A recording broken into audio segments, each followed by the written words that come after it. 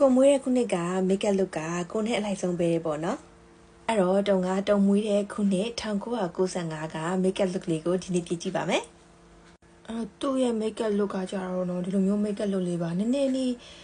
ဝါဒူးကင်နဲ့လဲဆင်နေပြီးလို့ရှိရင်သူကမျက်ခုံးတိတိလေးနဲ့ပေါ့နော်ဒီ eyeshadow ကိုရှမားလေးအများကြီးတုံးပြီးတော့မှနှာခမ်းလေးကိုအညိုတက်တောက်လေးအဲ့လိုဆိုးတဲ့ lip liner နဲ့ဆိုးတဲ့ပုံစံမျိုးပေါ့နော်အဲ့တော့အဲ့လိုလေးပြင်ကြည့်ပါမယ်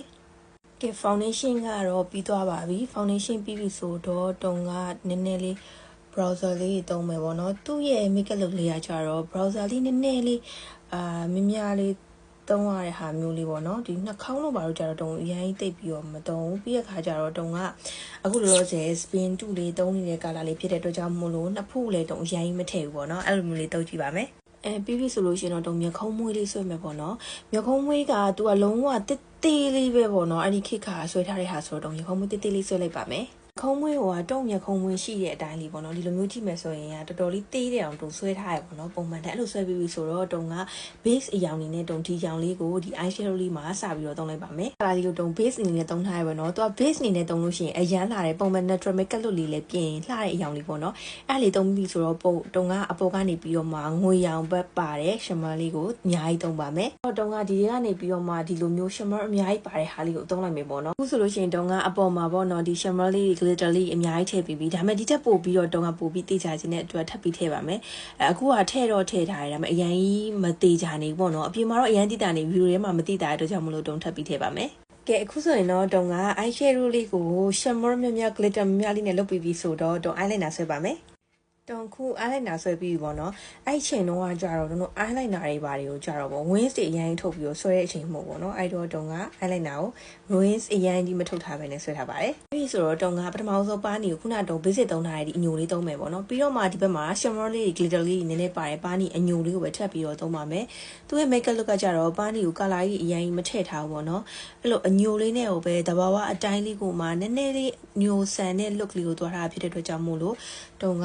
အဲ့လောက်အညိုလေးပဲသုံးပါမယ်အရင်ညိုတာကြီးတုံမသုံးပေါ့နော်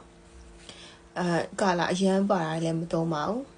ကဲအခုအဲ့ဒါဆိုရင်ပါးနီလည်းပြီးပြီဆိုတော့တုံတို့နှာခမ်းနီဆိုပါမယ်နှာခမ်းနီကို lip liner လေးကိုသူကတိတိကျကျထိရောက်ရောက်နဲ့ထစ်ထစ်သားဆိုးထားတဲ့အတွက်ကြောင့်မို့လို့အဲ့ lip liner လေးအရင်ဆိုပါမယ်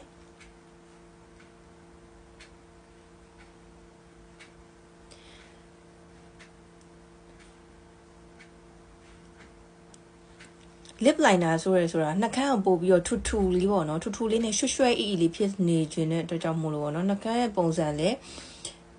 ပို့ပြီးတော့ပေါ်နေခြင်းတဲ့အတွက်ကြောင့်မို့လို့ဆိုတာဖြစ်တဲ့အတွက်ကိုကနှာခမ်း line ရဲ့အပြင်ကိုပို့ထွက်ပြီးဆိုတာပို့လာပါတယ်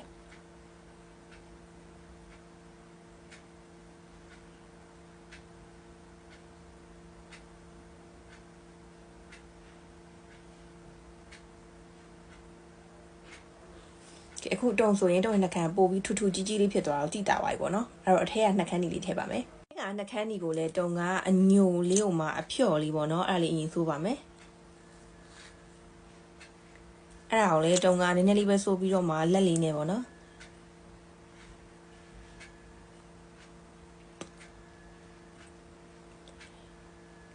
ယူပေးလိုက်မယ်ပြီးပြီဆိုလို့ရှိရင်တုံပေါ်ကနေပြီးတော့အပြောင်ဆူရွှဲလေးဖြစ်နေမယ့်ဟာလေးထပ်မယ်ပေါ့နော်ကဲဒါဆိုရင်တော့တုံကနှာခမ်းနီပါထပ်ပြီးတော့ perfect ဖြစ်အောင်လို့ထည့်ပြီးတော့ပါပြီကဲအဲ့တော့ဒီ makeup look လေးကတုံနဲ့တကယ်လိုက်လားမလိုက်ဘူးလားဆိုတာလေးကိုလည်း comment မှာပြောခဲ့ပေးကြပါဦးနော်